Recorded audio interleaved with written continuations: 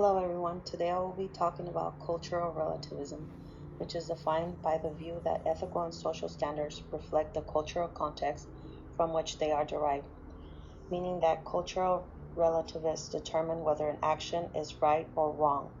We will be talking about machismo, which means strong, aggressive masculine pride where the man tries to control the woman and the children in the household. And so I will try to explain this with a little story about Mia and Eric. Mia was a 14-year-old that ran away from home to live with her 18-year-old boyfriend Eric.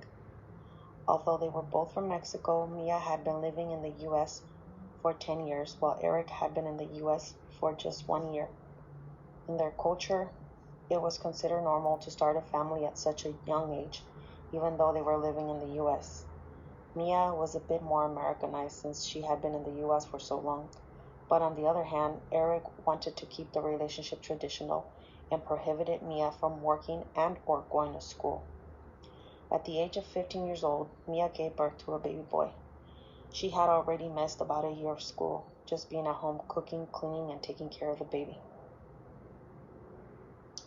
One day, Mia thought about returning to school but knew Eric would not allow it, so she sneaked out while Eric was at work to go to school until she graduated from high school.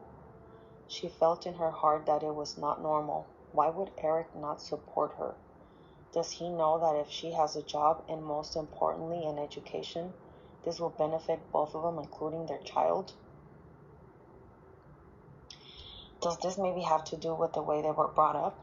Eric only made it to the 5th grade and worked in the fields as a child while Mia went to school, ran around, and had lots of friends like normal kids should. As much as I have tried to understand this, maybe it works for some women, but it doesn't work out for me.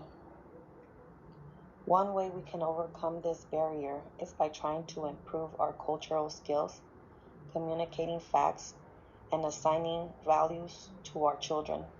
It is not always a bad thing to change cultural practices, especially if such practices prevent cultural growth.